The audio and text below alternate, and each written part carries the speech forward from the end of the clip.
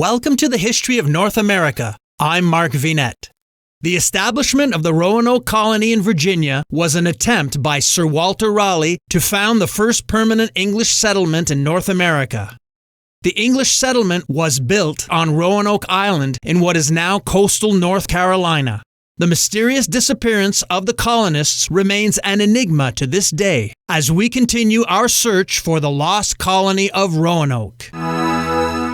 The lost colony at Roanoke takes us to our third and what will be final expedition to the New World. Sir Walter Raleigh and John White realized that a whole group of soldiers was probably not the right group to send to the New World. Instead, he thinks, this is what we're going to do. We're going to send civilians. Okay. We're going to send families. So they send about 90 men, about 20 women, and maybe 10 children, and say, you are going to start a colony and a settlement in the New World. So it's not just a trading post. Yo, but back up. Like, still on Roanoke Island next to the Native Americans that hate them? Is that where they're still putting the colony? Well, they were really hoping, since they've discovered that this is a terrible place to sail, that they can actually head up to the Chesapeake Bay and make that their place of operations. Why not just make landfall there? Well, they usually started by going from England all the way down to Bahamas, where they could refuel. So this was an area where they already had power. So instead of going to the unknown land first, they would go down to the West Indies, meet up, get fresh water, get fresh water and supplies, and then come up to Virginia, aka North Carolina. Unfortunately, as the weather worked out, they couldn't make it farther than Roanoke Island. Oh.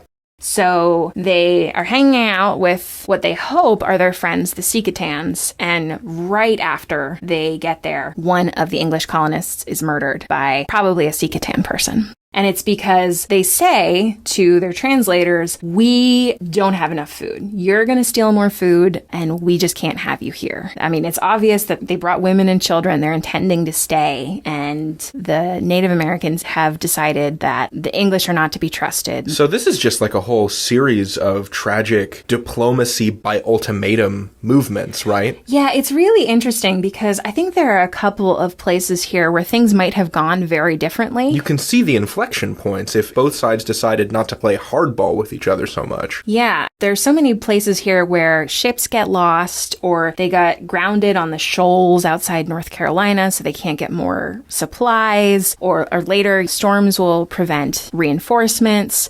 Weather and a silver cup are kind of the things that keep the Roanoke colony from succeeding. So right away after this new group of colonists arrives, one of them is murdered, and so they ask their governor, John White, to go back to England and get them more supplies. John White, the illustrator who painted, who made images. And he's now governor. Okay.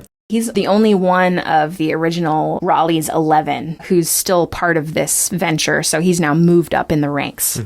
So John White sails back to England, and then he runs into a big problem, the Spanish, basically. He wanted to get supplies. Some of these colonists are actually John White's children. So this is his actual family that's here that he's trying to protect. So he goes back to England and he says, Sir Walter Raleigh, I need more reinforcements. But all English shipping is cut off because of the threat of the Spanish. The Spanish Armada is coming to England at this time period, and so not a single ship can be spared to go try to bail out these colonists in the New World. So they're alone and entirely isolated on this new continent among people that do not like them because of stuff that people before them did. Exactly. Yeah, that's about the size of it. So it's 1588 when John White sails back to England, and because of the Spanish Armada, it's not until 1590 that he can finally get back and try to find these colonists, including his family. Right. When he gets there, this is all he finds. The word Croatoan carved into a tree. What happened to their town? It was completely abandoned. So it looks as if they left of their own volition, because it doesn't look like there was an attack there. And they had agreed beforehand that if they decided to go somewhere else, remember, they already knew that they were in unwelcome territory, so they thought maybe they'd go farther inland. They would leave traces. They would carve something in a tree to say where they had gone.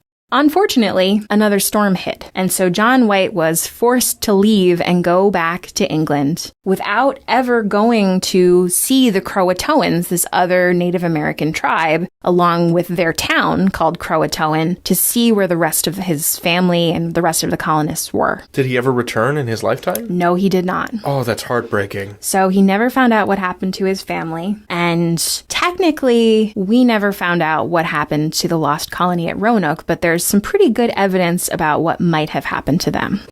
So here's what we think may have happened. So there are about 130 people, right? Right. Assuming that none of them died from disease. That's a charitable assumption. Yeah.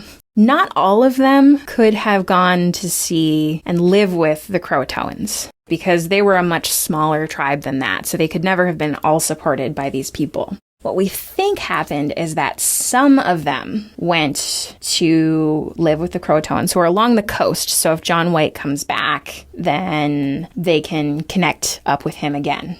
So that's what we think happened to some of them.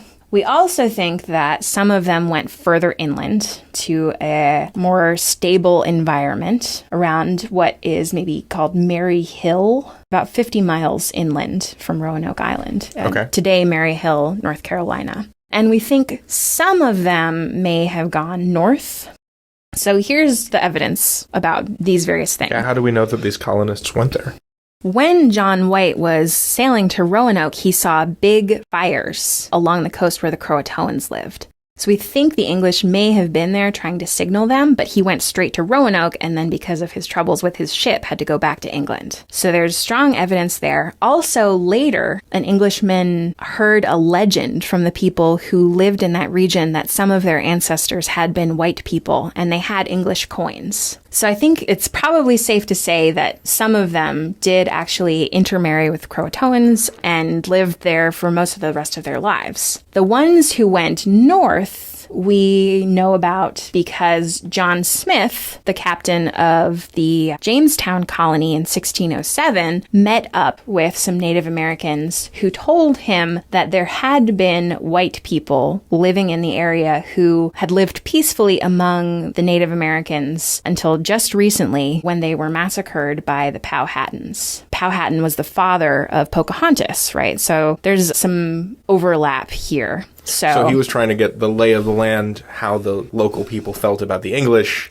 and the intelligence that he got was, oh, everyone's cool with the English except for the people that you're living right next to. I think it was probably intended to be maybe a warning. We think what might actually have happened was that the people from Roanoke had intermarried with another Native American tribe and had become kind of indistinguishable from them. And then the Powhatans, who were kind of a larger empire, actually attacked them. So they were killed off in a raid against other Native American groups. I see. And the last thing that we think that they probably went inland is from a recent archaeological dig, which has discovered what's called English border ware in this town near Mary Hill, North Carolina. And it was only made in this time period before these English colonists left. So we know it has to have dated before 1588. Or so. Yeah. Okay. So it's highly likely that at least some of those people had been living in this area because we have an archaeological record of them. What I think is really interesting about this is we actually know a lot more about this than I think popular legend says that we do. Yeah, I always thought that the lost colony at Roanoke was one of those unsolvable secrets of history. I think it tells us a lot about the historical process. In some ways, we know a lot about this. In other ways, we don't know much at all. You know, there are some things in history that we don't have records about and perhaps never will. But if I had to say that there's one thing that's really haunting about this colony at Roanoke is just how different things might have been had they chosen to be friendly about the theft of a silver cup that may or may not have happened rather than angry and violent. We could be talking about the colony of Roanoke as the very first successful English colony in the New World. You and I could have been speaking like an Algonquian English dialect right now. Quite possibly. So it shows us just how important even the smallest events in history can be to the way that things turn out and how much people's choices really do matter. I'm Mark Vinette, and I hope you're enjoying the ride.